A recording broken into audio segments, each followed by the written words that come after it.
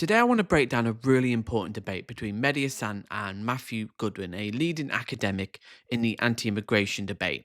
And Mehdi Hasan really holds him to the fire. And this is the type of debate and discussion we need to be having, and something the public need to be exposed to, because there's a lot of misinformation, distorted facts and figures, and it's really important that we have the information so we can make the best decisions. So let's get straight into the debate and we can break down the key points.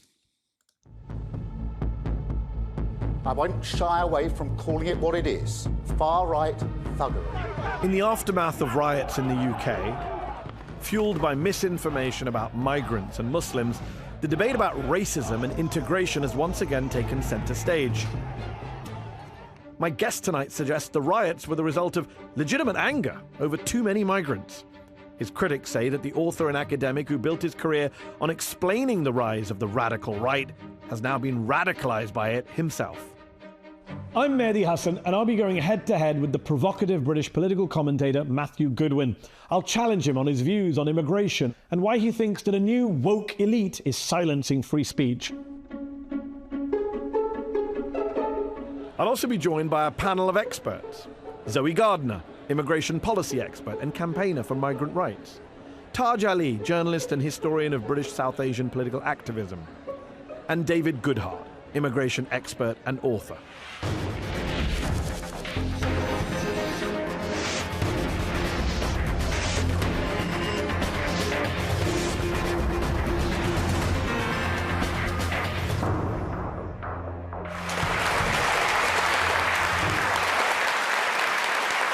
Matthew Goodwin, thank you for joining me on Head to Head tonight.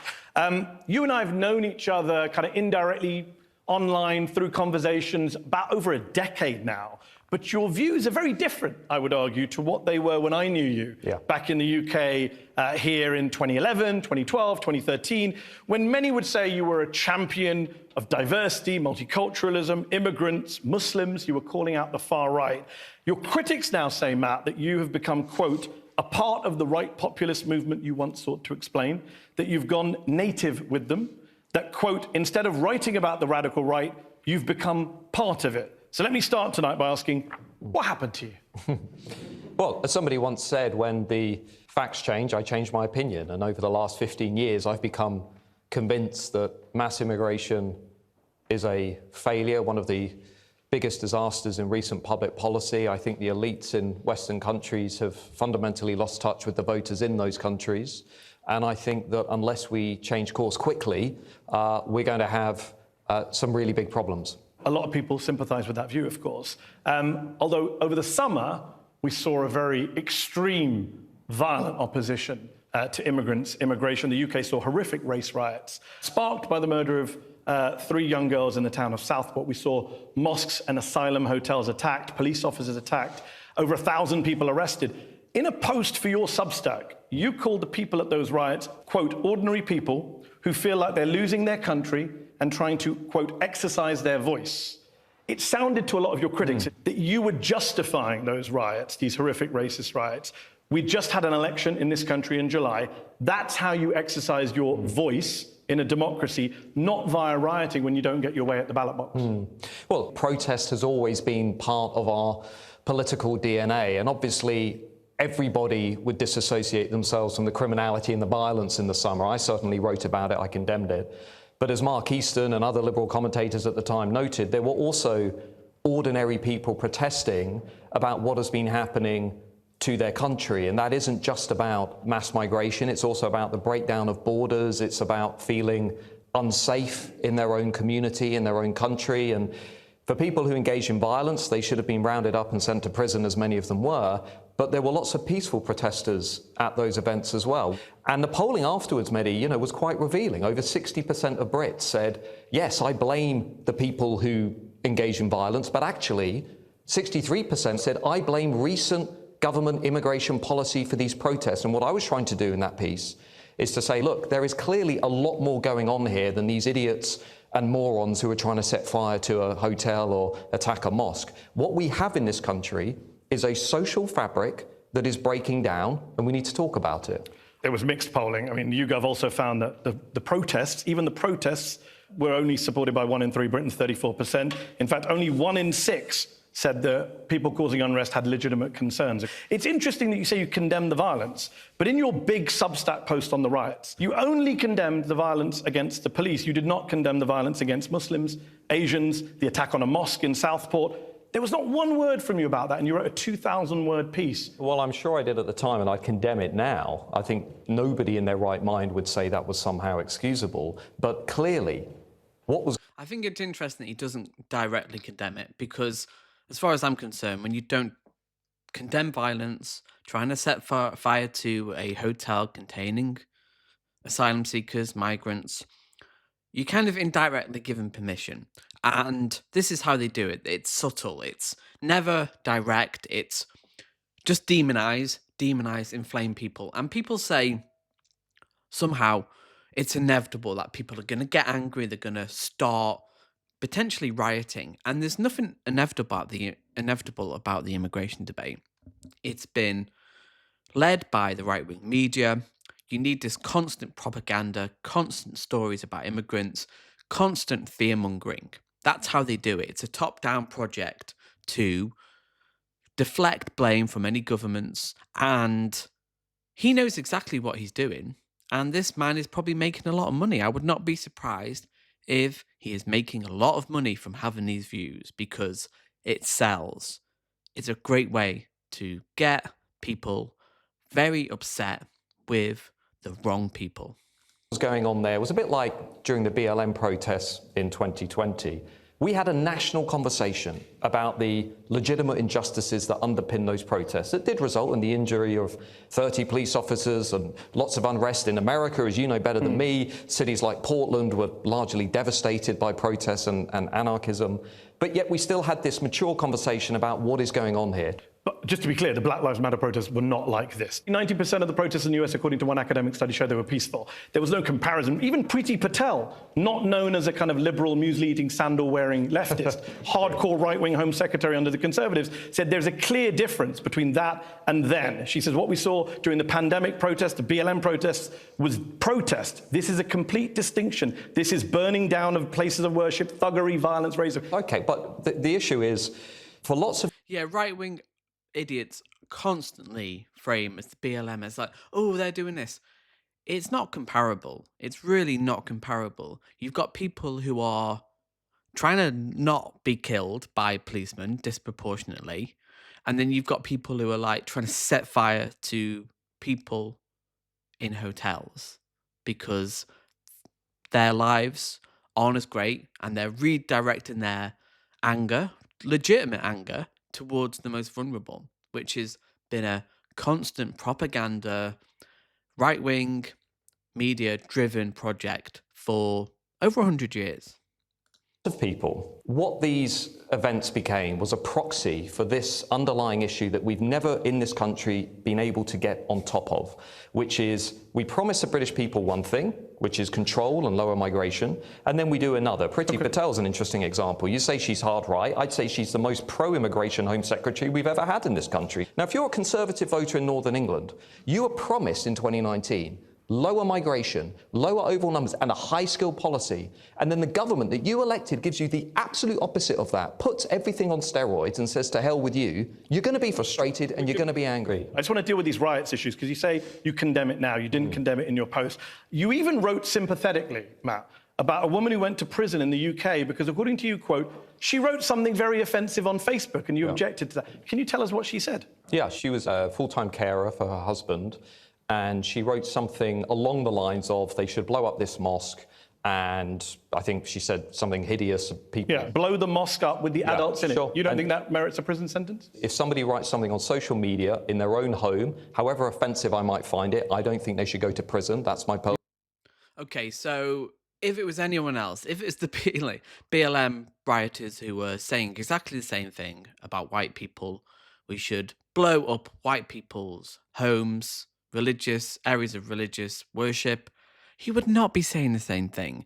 They have to underplay it anytime there's an incitement to violence, because often by using the language of invasion, they are indirectly and subtly putting that imagery in people's head. he has to just say no. People can say what they want. He's given permission to incite violence here, essentially. You don't think people can incite violence I via think- social media? It doesn't matter whether she's in her home. She's If it's, inciting if, violence. it's, if it's clear incitement, they should be in prison. What I Blow saw the over- mosque up with adults in it. She also Is that clear incitement? She also very quickly deleted it. She expressed sorrow. I believe in Christian notions of forgiveness. If somebody I believe in Christian notions of forgiveness. This is the kind of thing they always say. It's constant cope of like anything they do wrong. It's like forgiveness. Why not forgive any immigrant then who, falls foul of the law? Oh, no. They need to be deported. says, I'm sorry, I say, give you a second chance. Do you know how many Muslims have gone to prison over the last 20 years for saying... Right, okay, we need to do this then. We need to give any immigrant that commits a crime a second chance. You heard it here from Matthew Goodwin. There you go. See, cultural Christianity is going to save us all. much less than that on social media? Well, I can disagree with that. It's the same principle as non-crime hate incidents. I think what we're living through is an Orwellian imposition from above that I think lots of people in this country, the home of individual liberty, common law, Magna Carta, repel against. I'm one of them. I don't think we should be doing that. Here's what really bothered a lot of people about your post and actually really undermines, I would argue, one of the key arguments you make in your books. You say we should treat people as individuals. Don't become obsessed with group identities, ethnic identities, racial identities. And yet you wrote about the guy accused of murdering these 3 little girls, that he was the son of immigrants from Rwanda. Why is it relevant that the suspect is the British son of Rwandan immigrants? He ultimately was a product of migration. He was a second-generation migrant. We know from a lot of research that cultural practices, traditions, values, different ways of life tend to pass down from first to second, third generation. We know he came from a very conflict-ridden society, Rwanda. We have no idea what his motivation is. The police don't know. What do you know that they know? Yeah, this is the sick thing, the speculation when we don't know. You need to let the investigation go on. And also, again, this kind of like treat everybody as individuals. But when it's brown people, no, it's immigrants, they're criminal. It's inherent to who they are. We need to get rid of them. It's insane. Well, one of those potential motivations, let's see what happens. But why didn't you wait to see what happens before you made a kind of slur against Rwandan immigrants? Because the fact is, this ultimately was a symbol, I think. How is it a symbol? It's got nothing to do with his parents, unless you have some evidence that the police don't have. As I said in the original piece, for many Brits, what happened in the 12 days of that hot summer, we saw young British Muslim lads assaulting police officers in Manchester. What's that got to do with anything to do with this British young man who was killed, 3 innocent young girls? Why is it a symbol? It's a symbol. It's more of a symbol of the racism and the leap to conclusions based on people's races, ethnicities, their parenthood, like where they come from. Airport, we saw young second-generation lad stabbing a British Army officer almost What's that to got death. to do with your description Because of just hear me out. In the course of a week, we saw the Southend machete gangs, mass violence. We had the riots in Leeds. We had evidence of communalism in other parts of the country. We had sectarianism at the general election just a month before. In your opinion? With These are not independent, facts, this is your opinion. Well, for lots of Brits, when you put that together and you look at the course of those things, I think what 2024 will come back to be seen as was really a watershed moment in our debate over... I understand, but you're avoiding the question, Matt. No, and I'm we've not, got no, limits. no. You are. I'm coming to the central point, Well, which please, is... deal with the child of Rwandan immigrants. I want to nail this down. Is Britain an integrated society? And do the people who are coming What into evidence Britain, do you have? You seem to be implying all sorts of things Well, about I think someone it's- we know nothing about. Well, I think going out and... And he has to imply. That's it. They have to imply. They have to create an image of people coming over on boats. They have to create these images of criminals, and it seeps into the people's psyche, and it works. It's so powerful in terms of just, you have to just ask questions, imply, and people come up with their own conclusions. And this is how you lead to riots, race riots in the street. And doing a mass stabbing and going on a murdering A mass stabbing rampage. is very British. Sorry to break it to you. A lot of British people do stabbings and killings. This kid was... And it's never racialized. When a young white man stabs someone, which happens every day in the UK, it's never racialized. It's never... What? We need to ask questions about the English identity. a Brit. Is a Brit. Or is he not a Brit to you? It depends how you define national identity. Wow. So am I not a Brit? No, I think it's, do you respect the country that you live in, and do you follow the rule of law? So, by his definition, so any criminal is not an English person. They don't respect the the culture, the rule of law. This is absurd. It's moving the goalpost on what it means to be English or British.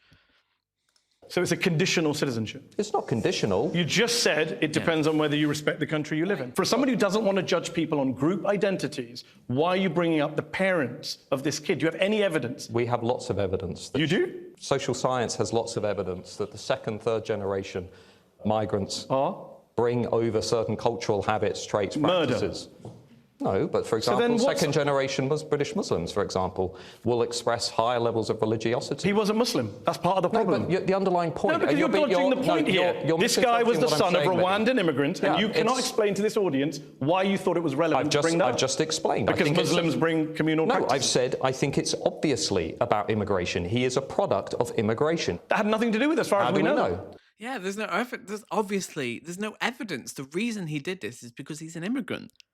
There's no evidence. He's just making that link based on absolutely nothing. And this is exactly what they do. They don't care about truth. They don't care. They just want to smear immigrants. They're the problem. We remove them. Society will be amazing again. We'll go back to how it was. We don't, but you're the one making the claim, not me. I'm saying in the context of that week, there are lots of questions to ask about to what extent was this guy integrated into wider society? Don't make sweeping statements. Here's the problem, Matt. Your critics would say that you used to be an academic. You sat on the Conservative Coalition government's anti-Muslim hatred working group. You used to gather data. You used to analyse it in a sober way. Now they say you just go on the right-wing TV channel GB News. You write columns on the Daily Mail. Oh, there's lots of left people on GB News. You spout off, though. You cut corners. This is what they say. You push unfounded claims. You said on GB News, for example, falsely, and I quote, "More than 50% of social housing in London is now occupied by people who are not British. This is not acceptable." Well, forget not being acceptable. It's not true. I think it's about that. I think it's about 47, 48%. It's not, actually. The percentage of people who are not British in London social housing is about 14%. No. 85% of people are British citizens. No, so my view would be, in terms of housing, we're in the middle of a housing crisis. I think we should have a principle of national preference in our housing market. We do. 85% of people in London are British who are in social housing. No, you falsely said that more than 50%... And they rely on this misinformation. They have to spin it. They have to lie, because that's all they have. They can't be honest with this information and look at the data and go, they have to lie. That's the only way they can. And racism is a form of lying. They have to spin these lies, ask questions, obfuscate, and that's how they do it. And you need to just call out the lies. And Mehdi Hasan is great at calling out the lies and misinformation. Are not British. That's false. No, across the country, more generally. Across the country, it's 90% according to the Ministry of Housing. When we were allocating social housing, we also used to take into account things like commitment to the community, looking after property, etc. We don't really do that anymore. That's a fair point. That's not what you said, though. I just want to go with what you said, Matt, with respect. More than 50% of social housing in London is now occupied by people who are not British. That is not true. I'd need to look at the statistics. We have the statistics. According to the London government, I also wrote... the figure in London is 84%. According to the 2021 census data, only 14% of Londoners living in social housing did not hold a UK passport. This has been pointed... He doesn't care about the statistics unless it meets his narrative. ...out to you for last year. No, it hasn't. In fact, you went back on GB News and corrected it and said 48% go to people who are headed by people who are not born in Britain, which is a different point. But you would accept the vast majority of people in social housing are British. I'd need to look at the data. I've got the data. No. It's right but here. the fact that 48... I think the 48... Copied and pasted. I think the fact that 48% of social housing in this country has gone to families that are headed by somebody who was not born in the country is a problem. So that's a different argument, with respect. Well, and let's talk about that argument. Well, let's have that. No, let's have that argument. You were wrong on the first point. I don't think I was wrong on the first point. You're 100% wrong. Well, I'd like to look at the data. The Mayor of London, the census data. I don't think the Mayor of London would be a credible source on that. Okay, so you... And I wonder why that is. The London government. London government don't know who the... All right, how about... It's a highly political figure. All right, how about the Ministry of Housing? 90% of social homes go to UK nationals. You're making some sweeping claims and they're wrong. You also said on right-wing channel GB News that I bet nobody knew this, but it's not a criminal offence to hire illegal immigrants in this country. That's not true either. You can be sent to jail for 5 years, according to the British government. No, I don't think that's right. You can hire under certain conditions, people that haven't got full-time. If you didn't know, we checked with the Department of Justice. You can be sent to jail for 5 years if you're found guilty of employing someone who knew or had reasonable cause to believe did not have the right to work in the UK. What you said on TV News was just false. Why, for example, have the French spent much of the last year saying that we are a soft touch when it comes to illegal migration? Maybe the French... It's irrelevant. That's not a point. When you caught out in your lies, just don't have a point. like you didn't check the facts. No, well, maybe. Who do I trust? I mean, French Interior Minister. You trust the French Interior Minister over our own Ministry of Justice? No, what I'm saying is absurd. It's very easy in the UK to game the system, a lot easier than it is in other European Matt, I agree with you, but countries. that's a different point. No, it you isn't can a different point. It because is, Matt. This is my whole point. All of this you is, can make legitimate arguments, but you don't. You say Mehdi, things that are flat Mehdi, false. all of this is coming back to the central point, which runs through the riots, immigration, the rise of populism, and so on, which is, firstly, do people feel safe in their own country? And secondly, do they They should feel safe. Crime is at record lows. Do they feel that this country treats everybody fairly? And there is a wide... That's a big kind of disparity between objective crimes going down and then people's feeling of not being safe. And there will be legitimate concerns there, but often it's the media landscape, especially people on the right who are constantly fed GB News, Talk TV, Daily Mail, stories about immigrants. It creates that fear, that feeling of paranoia. And right-wingers are so paranoid, they're scared, and they actually feel fear more. We have data on this. So the media taps into this, and you hear those constant stories. You're going to be terrified. You're going to feel that crime is at the highest rates it's been. Whereas it's going down.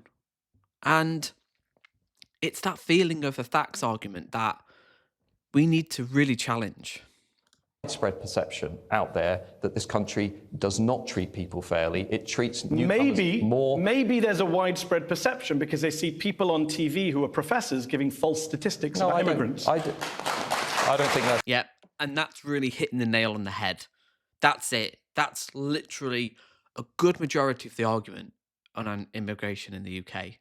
And it's that post-truth era. We live in a post-truth era. Facts don't matter anymore. It's all about feelings, baby.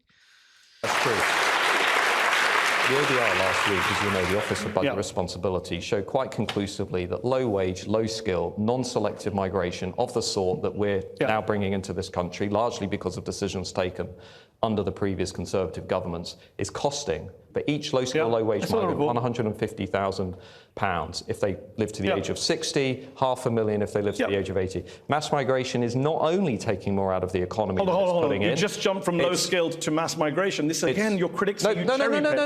Did you read the report? Because you should be fair to this audience and say the same report said an average migrant worker pays more in tax than they receive in public services throughout their lives. You don't mention that. Of all the visas, cherry-pick. of all the visas we... This is true. People, on average, they contribute more than they take out. But you have to cherry pick the information. You have to lie and misrepresent to have your argument. There is economically 1/5 of the workforce in the UK contribute massively to the UK, both in terms of tax and also the labour they provide. We need this labour more than ever.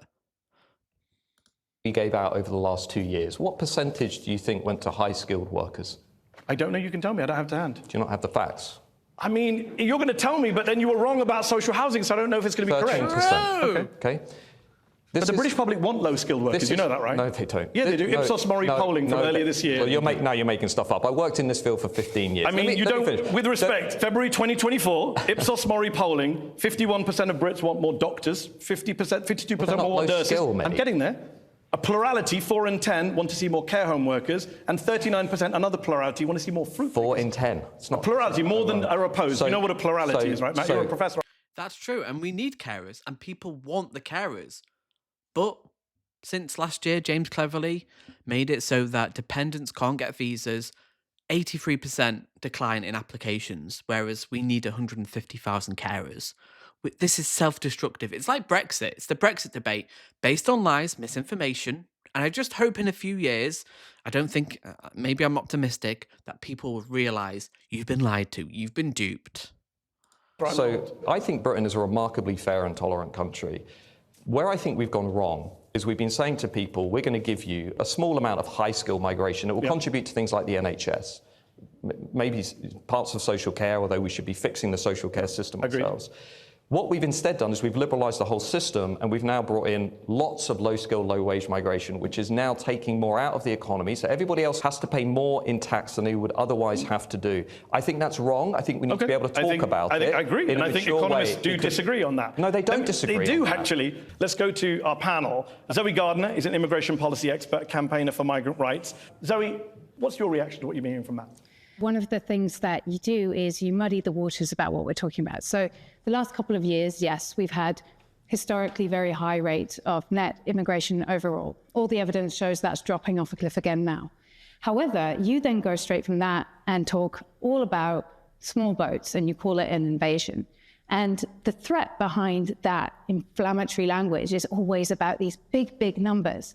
But last year, asylum seekers making the crossing across the channel on small boats made up 5.5% of immigration. I feel like maybe you're misrepresenting and distorting this issue, when in fact, the vast majority of the immigration to this country in the last few years that was high was driven by Ukrainians, Hong Kongers, students, and care workers. And we have had polling that looks at people's reaction to the plummeting numbers of health and social care workers that are coming to the country, and 67% of the country say that's bad news.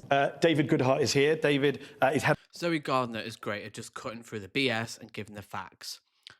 We have literally, it's dropped down massively this year. And there's reasons why we had, the last couple of years, it has gone very high. But the fact is that now, by distorting the stop the boats, and again, it's a great image, it's a very powerful kind of propaganda tool, like stop the boats. Rishi Sunak said it, stop the boats. And it seems like you see thousands of people coming over, but it's a small amount of the people who come over. And also 90% of these refugees, asylum seekers are processed and accepted. So the vast majority of these people who come over through irregular means, which they have the right to under international law, are processed. So again, it's misinformation, it's lies, it's distortion of facts to make it seem like we're being invaded by these. Well, the words they use against them is disgusting. Head of the Demography, Immigration, Integration Unit at the think tank Policy Exchange. You're someone who's been critical of mass immigration also in recent years, including on this show previously. Were you worried to see the opposition to mass migration turn into what we saw it turn into in August? Did that shock you, stun you, concern you? Yeah, of course it did. But I also think, as Matt has said, there are lots of different things motivating the people that took part. Quite a lot of the protesting was perfectly peaceful. It was ordinary families. There was a racist fringe involved. But we're talking about poor white people who are really pissed off and have lots of different reasons for being pissed off. Immigration becomes a sort of symbolic motivation for some of them, not all of them. And I think we need to sort of look at what is pissing people off. And there, there's deindustrialization, globalization, the erosion of national sovereignty, of which, Does racism play a part in your analysis? Yeah, well, I mean, we saw racism, expressed. It doesn't mean to say we become a racist country. No, I didn't ask that. I just said racism in terms of opposition. When it's still like 3% of people in Britain think you have to be white to be truly British. Only 5% of people would feel uncomfortable if an immigrant lived next door to them. We remain a very liberal country. 200,000 people said they opened their house to a Ukrainian. Although, to be fair, 4 million people voted for a guy who said he doesn't want Romanians living next to him. But let me bring in Taj Ali, journalist, historian on South Asian activism in the UK. But it is true. The vast majority of people who rioted were in poor areas, and they've got a lot of right to be angry.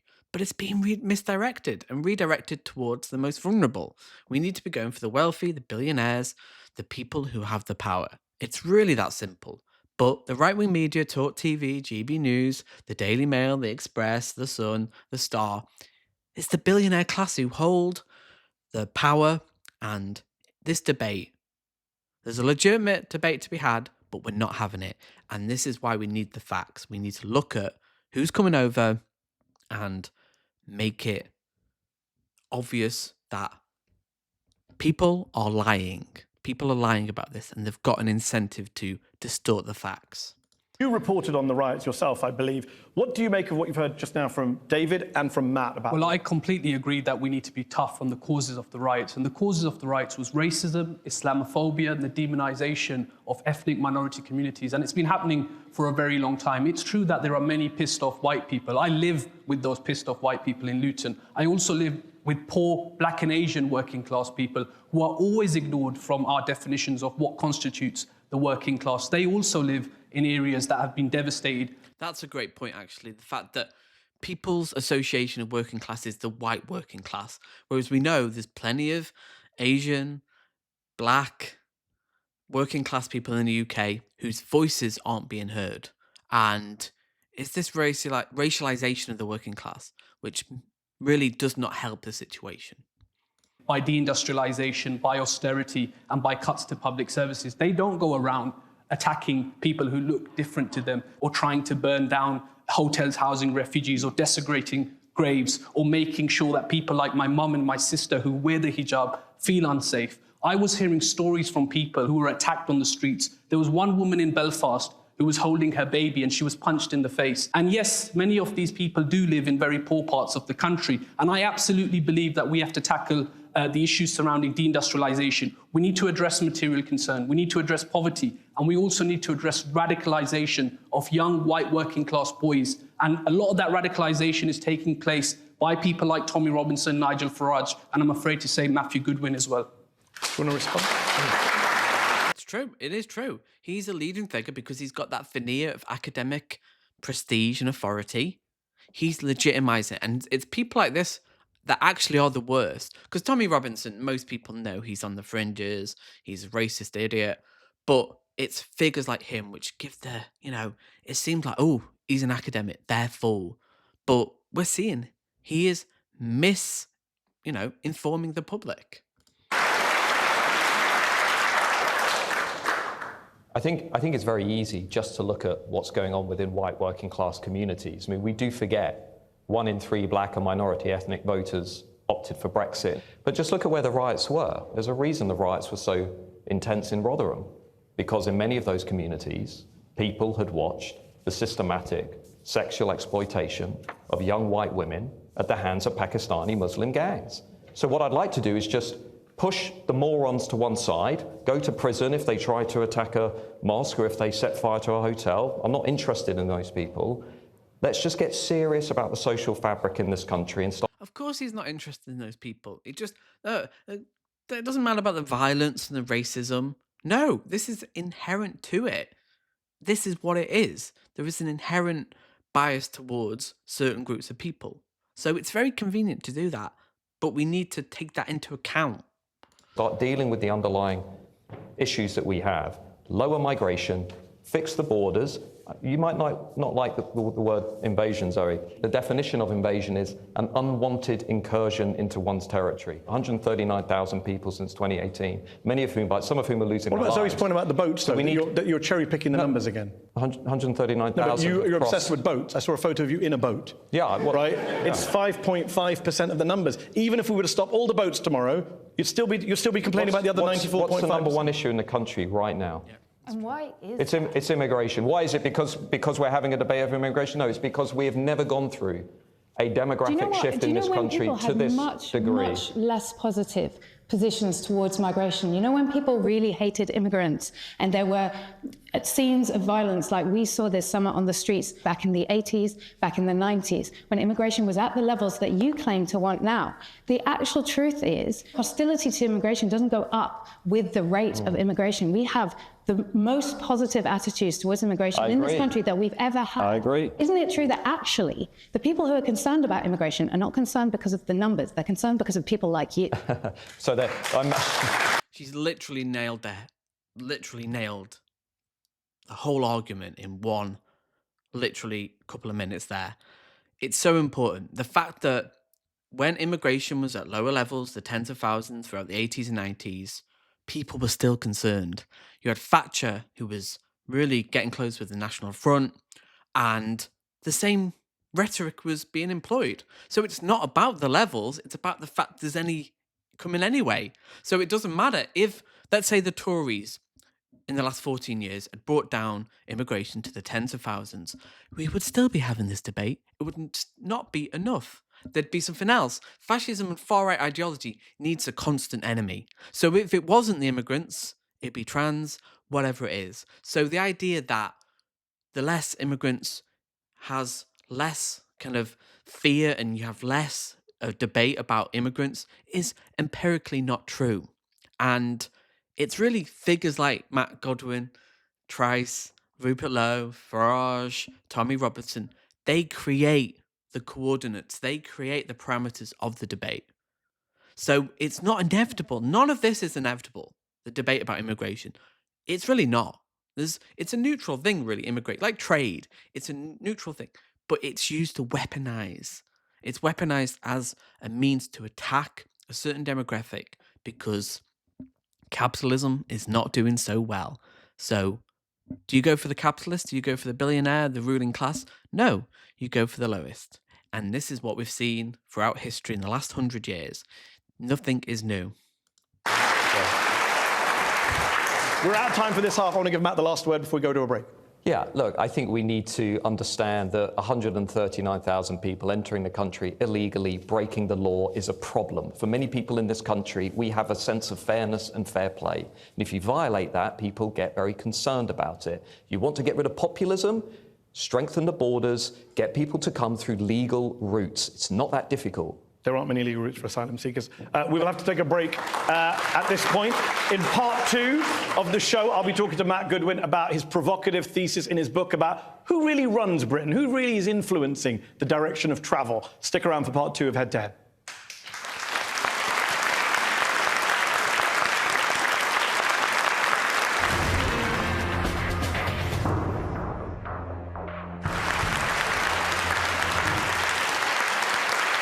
Welcome back to Head on Al Jazeera English. My guest today is the author Matthew Goodwin. We've been talking about immigration, populism, the riots here in the UK. We're going to hear in this half from our very patient audience here in London's Conway Hall. But before we get to them, Matt, let's talk about the broader point you make in the book and elsewhere. See, I'm 45 years old. You're 2 years younger than me, I think. In my lifetime, our lifetime, the Conservatives have governed this country for 32 years. That's more than 2/3 of the time that you and I have been alive.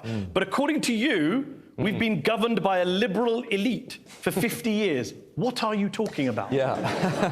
Well, I don't actually quite say that. What I'm saying... You literally said that. No, you literally said that. For much of the last 50 years. Your words in your book. What I'm saying is, there is an old elite that is still very visible. But what I'm arguing is, within the elite in this country and all Western democracies, there is now a battle underway, and the new elite, which is not really defining itself by wealth and money, it is defining itself by its social liberalism, its radical woke progressivism, comes from universities, affluent families, lives in the cities. But they haven't ruled the country for 50 years, have they? They wield now, unlike anything we've seen before. But you didn't say now.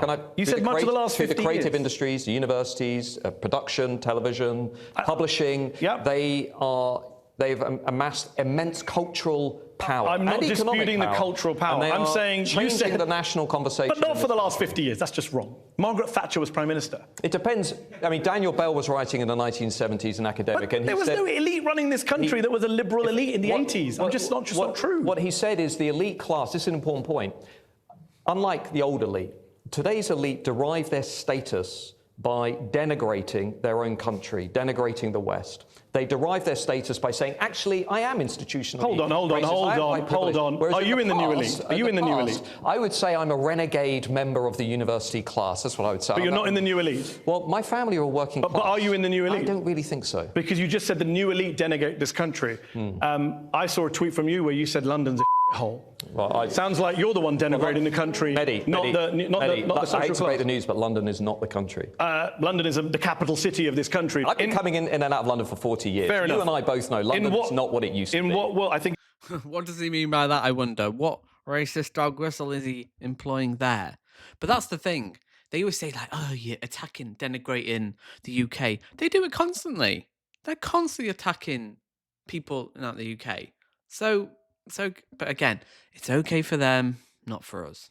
I think it's better. In what world is Carol Vorderman, the TV presenter who did Sums on Countdown, or Gary Lineker, a footballer who not only didn't go to Oxford, which is part of your definition, he didn't go to any university? How are they the new elite, the ruling class, while Rishi Sunak, Boris Johnson, multimillionaires who were literally prime minister, they're not the elite, but Lineker and Vorderman are? This sounds ridiculous as a definition. Of course they are. Just people you disagree with. As you know, This is literally the upside down world we live in, where Rupert Lowe, Richard Tice, and Nigel Farage, all privately educated millionaires, are somehow not the elite. They're anti-establishment, and they're sticking it to the liberal intelligentsia. And no, these are the elite, and this framing is just absolutely absurd.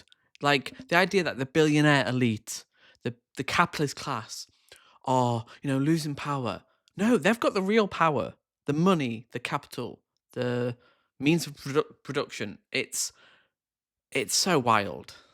there is competition within the elite. There are different groups of elites. How is Lineker in the elite? He didn't go to university. Gary Lineker has immense cultural But he power. didn't go to university. Your definition is Oxbridge or Russell Group. I've read your definition. As you know, in all things there are outliers. But there are conservatives as well as Labour people. You can point to conservatives, I'm sure. Let's think about somebody who is actually away from the vibes-based policy. I actually thought Boris Johnson was kind of like a bohemian liberal, really. I just find this definition of an elite that just pulls in TV presenters but excludes bankers and prime ministers to be a very odd definition. It's what in Richard, fact, you've said that I'm in... Of course they have to do that. They have to define it out of that kind of framework of bankers, hedge fund managers, the billionaire class, the capitalist class, the ruling class. They have to.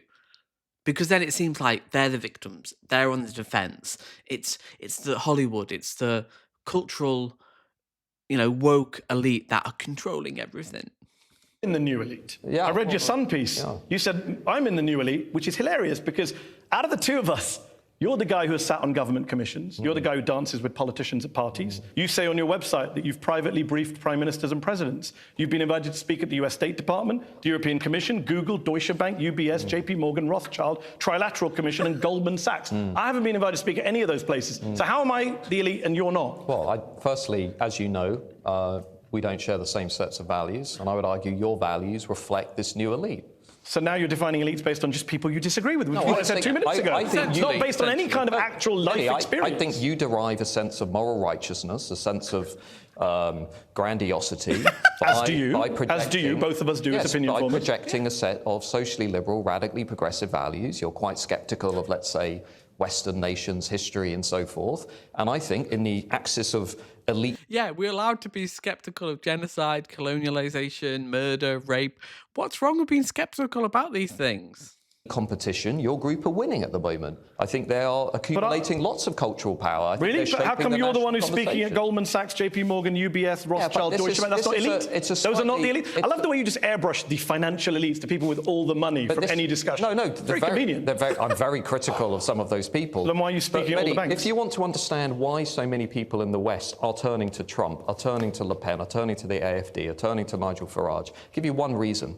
It's because what's happened is much of the elite class has moved so far to the cultural left on gender issues. Yeah. Little boys can become girls and little girls can become boys, and hating Western countries and their history, on saying that we should be ashamed of who we are.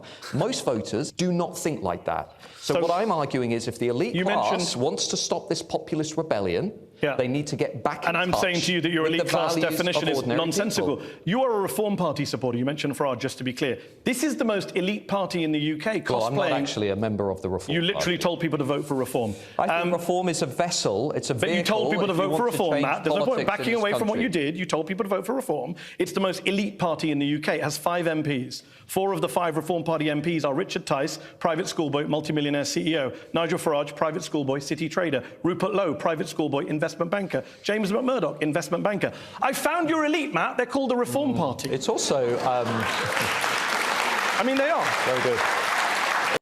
Very good. He's got no reply to that. What reply is there to it? It's also got...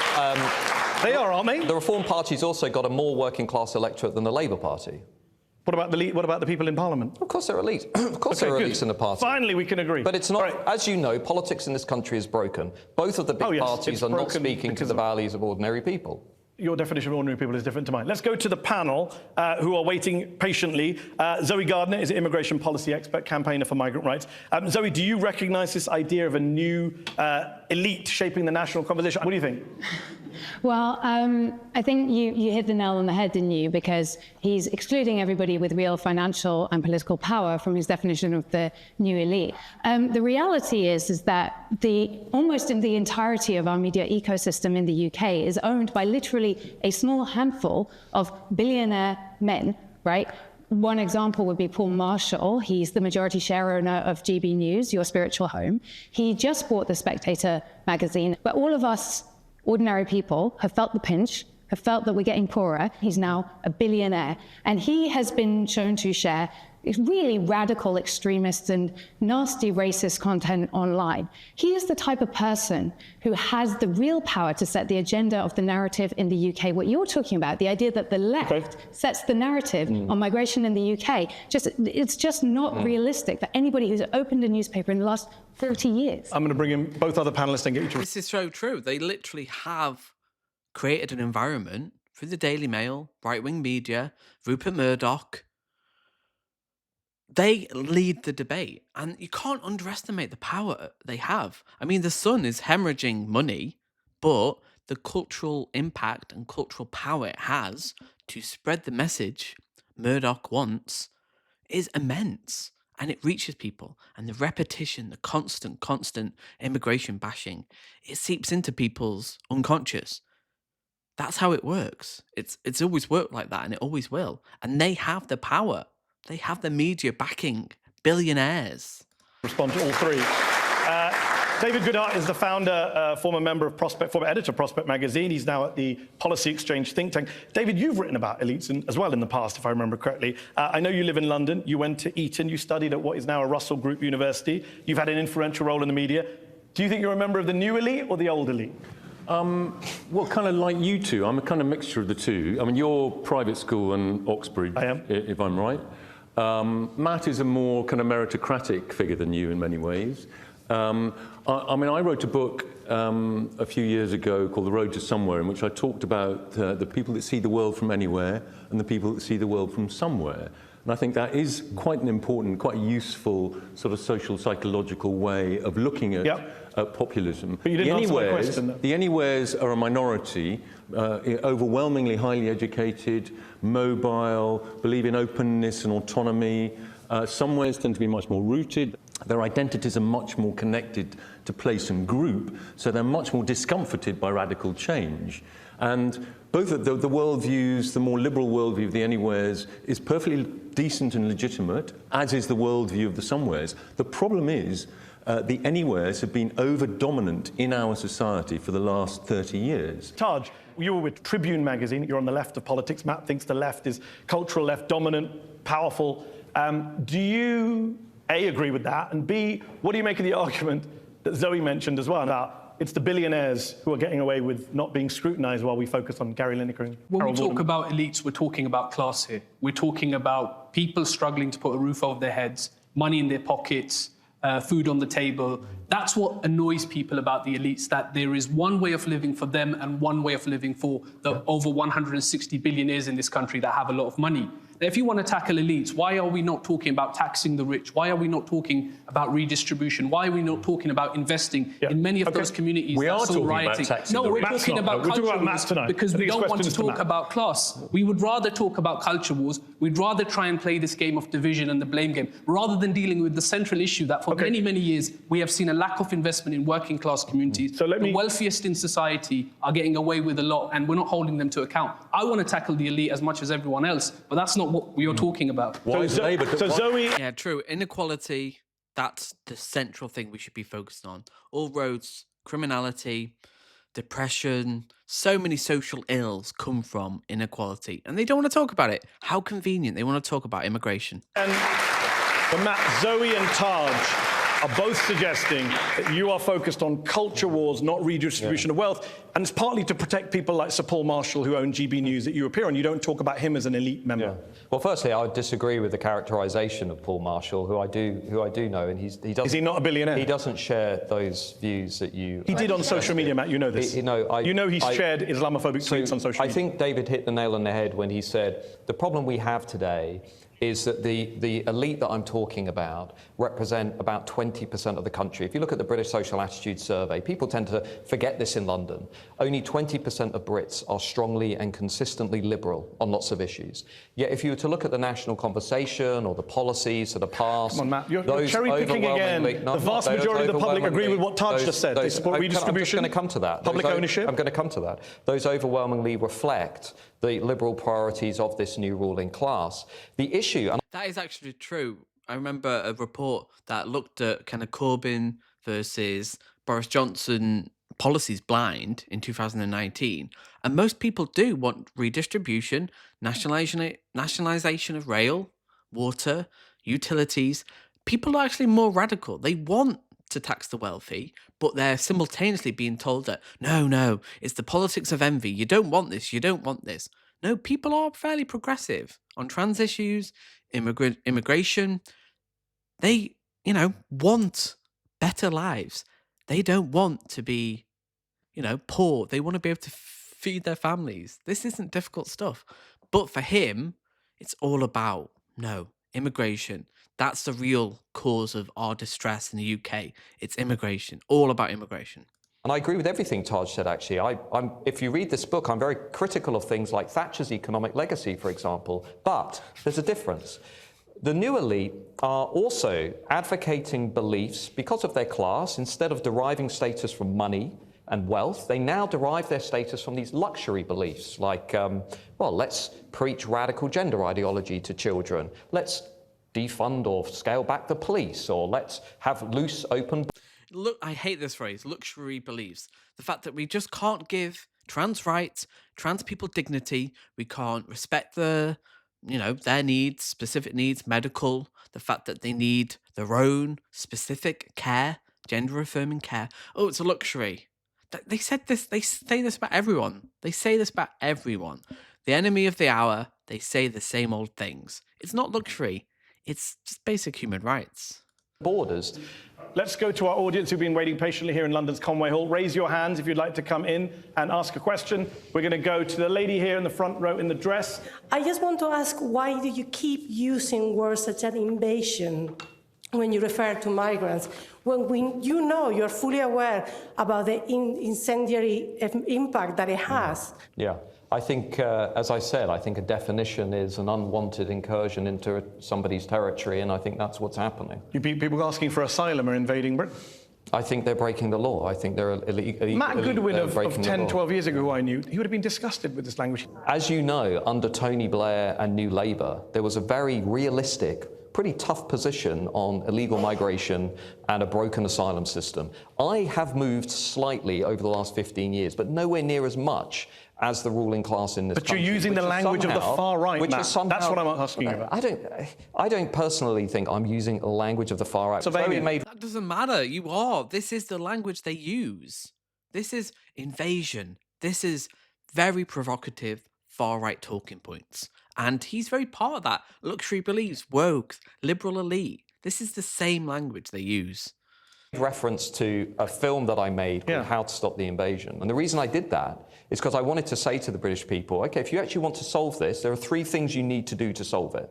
You need to leave the ECHR, you need to reform the Human Rights Act, and we need an active deterrent. Because I don't want... Again, to go back to our discussion, you can say those 3 things, totally legitimate to want to leave the ECHR. That's a legitimate political debate. But using language that Holocaust survivors have said reminds them of the Nazi Holocaust, using the language that the shooter in the Pittsburgh Tree of Life synagogue used, invasion of migrants, that is disgusting. That's a very cheap political position. It's the language of the far right, man. Yeah, I don't think... It's not cheap. It's calling you out on your rhetoric. And they need to be called out because it's every day. It's omniscient. Like, it's really... That's all you hear constantly. You don't feel bad? I don't play the guilt by association game. I want to fix the crisis. I want to fix you're the one associating yourself with the far right by using their language. No, I don't. As I've said, it's an unwanted incursion into territory. You can make that point without using the language that Holocaust survivors are saying, please don't use. All right, let's go back to the audience. Gentleman here in the front. The government's very concerned about misinformation. Shouldn't citizens be much more concerned about either a lack of information or a deliberate suppression of information? I'm thinking particularly of government agencies. This is very worrying in an open and free society. Briefly, do you agree with that? So during the riots, what we saw was an attempt by many to say this is about misinformation. And there was some misinformation online. But in the immigration debate, what really irritates me is people say, well, voters are misinformed. Here's what's happening right now. The Department for Work and Pensions, they're not making any data available on welfare claimants by nationality or immigration status. You don't get detailed information on things like welfare credits and tax credits. So I'm having a debate with Mehdi, and he's saying immigration is good for the country. I'm saying, how about this? If you're so confident in this experiment and you care so much about information and transparency, why don't we get all the data out there and let's look at what effect immigration is having? Because across Europe, the data is clear. Okay, it's a net fiscal cost. I mean, Europe's having an aging crisis. Let's see how they do without immigrants. Okay, let's go back to the audience. Yes, sir. You say that you want to look at the underlying causes of the problems. How do you justify stopping at the immigrant always and never actually looking at the underlying causes of an economic system that harms white British people, sons of immigrants, daughters of immigrants, harms everyone, but yet you only stop at the immigrant as the cause of everything? So in this book, I make the specific point that mass migration is being used by big business, global corporations, to keep their costs low, to keep their profits high, and to keep this broken economic model that you're all living in here in this country, which is a consumption-driven model. GDP is flat, GDP per capita is going down. Mass immigration isn't giving us what we were promised. The economy is not dynamic, it's not productive. So I talk about those economic issues all the time. I agree with you. All right, But that's not the blame of immigration. That's the economic system. You can't conflate the fact that, we've got and that's the cause of our declining or stagnating economy. That's a false equivalency. Interesting, though, because he asked about the economic system. You went immediately back to immigration. Yeah. You couldn't, what about actual bosses exploiting workers, not paying enough tax, tax evasion? You don't mention any of that. No, but this is one of the biggest things we have to solve as a country. All right, gentlemen, they're second in Yeah, with but the he's not glasses and talking beard. about it. Why do you think that we shouldn't actually be celebrating how the UK has been integrating minorities? Segregation's gone down, education attainments are actually getting better and better and better from migrant communities. Actually, the UK has done a really good job when it comes to integrating migrants compared to Europe and elsewhere. Shouldn't we be celebrating our country rather than denigrating it? No, that wouldn't do. On the education system, I completely agree with you. It's one of the examples why Britain is not an institutionally racist society. Children from minority backgrounds are outperforming their white counterparts at every level of the education system. That's remarkable. I see that all the time in the university. But I don't think you can look at Britain in 2024, after everything we've seen this year, and say this is an integrated country where immigration and multiculturalism are working. I would like us to try and be a bit realistic. What evidence does he have for this? It's just a feeling he has, not based in empirics, data, or hard evidence. When we look at communalism, when we look at the riots, when we look at a lot of the riots driven by white people, not immigrants.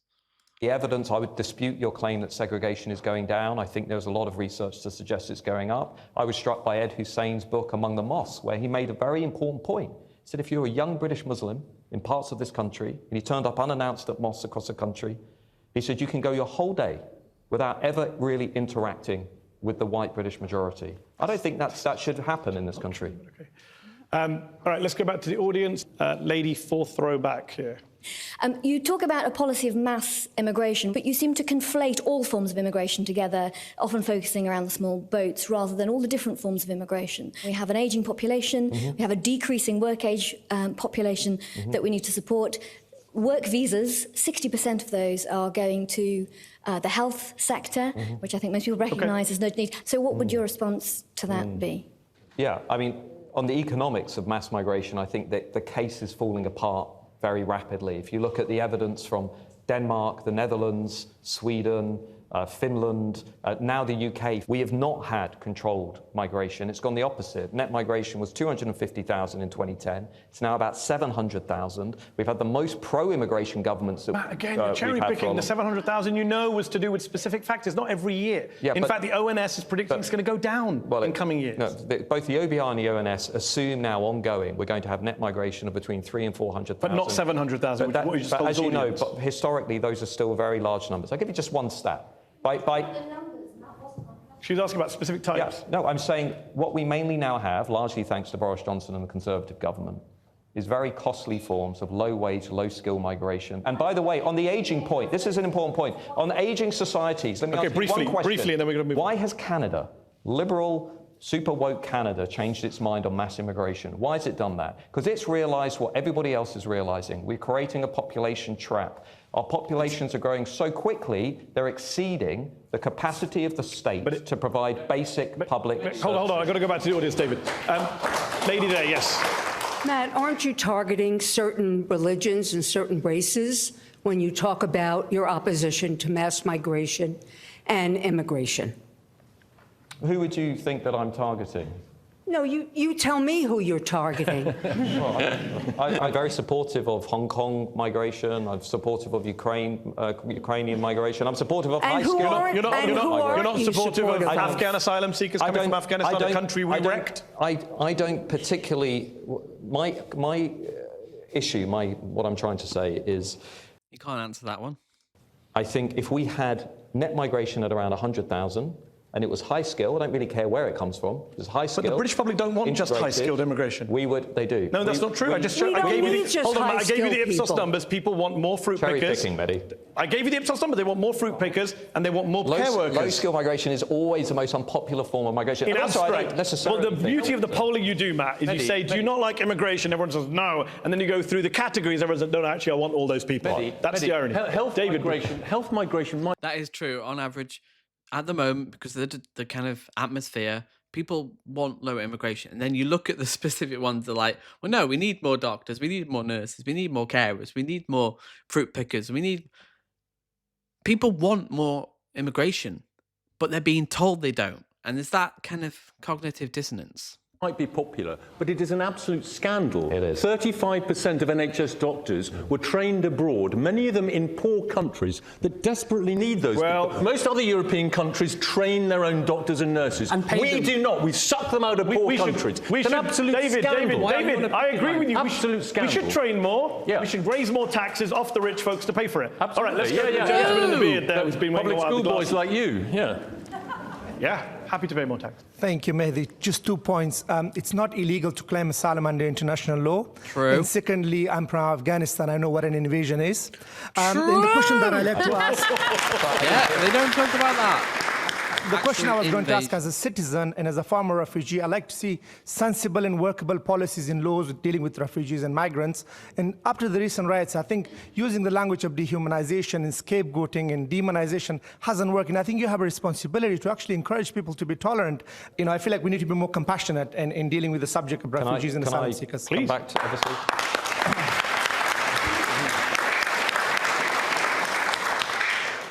Just firstly, it is illegal to leave a safe country, to cross a channel in a small boat, and to arrive at an unauthorized port. It is illegal. Sorry, that's the rules. The second point about responsibility. We all have to look at ourselves at the end of the day in the mirror and understand what we're doing and the choices we're making and whether our actions align with our values. My sense of responsibility is actually trying to fix the underlying crisis that is leaving a large majority of people in this country feeling deeply anxious about the security of their own country. I'm sorry if that upsets people, but I'm not going to stop doing it. I just need to bring in Zoe. Do you agree with what Matt said about the legality of... No, it's not. It's not correct. It's always legal to enter a country that is signatory to the Refugee Convention for the purpose of claiming asylum. And refugees' journeys are recognised under the law as being not possible to always be made regularly. Not while travelling through multiple safe countries. It's totally irrelevant under the law. I'm sorry, it's just totally irrelevant. Last question. Again, another lie. They have to depend on lies and misinformation. Say it's illegal. No, it's It's legal. They can do it. There's a reason why people aren't arrested en masse. They are processed, and the majority are let into the country, accepted as refugees, asylum seekers. This is just fact. Because you ended, I'm going to end it with a question of my own. You mentioned at the start of the show, you mentioned just now, it's about people's anxieties, people's fears.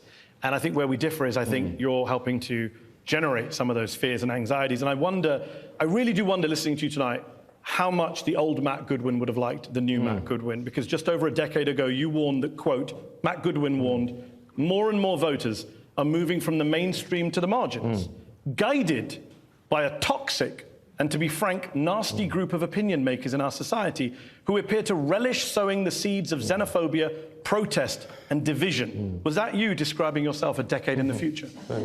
Yes. What I assumed in 2010, 2011, and particularly as we went through the Brexit referendum, which was a really big moment for me, what I assumed is that many people in our politics would actually respond to what people in the country were saying, and they would compromise with those people, that they would give them what they promised.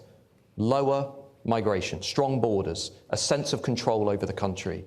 I would argue what we've seen over the last 15 years is an elite class that does not really care about everybody else in the country. And if that makes me unpopular for pointing that out or saying, I don't think it's sustainable to have 140,000 illegally entering the country to join 1.2 million. Not whether you're popular or not, Matt. It's about whether you're playing the role that you highlighted a decade ago. You said there were people who guided the public towards xenophobic positions. Today you're saying there's no role. A lot of the things I'm doing, the writing and so on, I think I'm one of only a handful of people who's actually being honest with the British people. Matt Goodwin. We will have to leave it there. Thank you for your time. Thank you to our panel of experts here, to David, Taj and Zoe, to our audience in Conway Hall in London. Thank you to you all for watching at home tonight. Matt Goodwin, thank you for coming on Head to Head. Appreciate it. Thank you. I thought this was a really great debate, and we need more of this in the media landscape. People like this need to be held to account for their lies, misinformation, cherry picking, and know that people have the right to come over through a regular means. This is not illegal. We are part of the 1951 Refugee Convention under international law. We need to have an honest debate. We need to cut through the misinformation in a post-truth era. And comment below, what are your thoughts? Did Matt Goodwin come off good on this? I don't think he did. I think if you know, this was broadcast on television, we're having more these kind of debates where, you know, power, the media were held to account, I think the whole debate would be completely different. And that's where the real kind of horrible thing is coming from, the misinformation on this. Like the fact that they can just spin lies and tell stories that kind of overblow the threat of immigrants to the UK public. So comment below, tell me what you thought of the head-to-head, and I'll see you in the next video.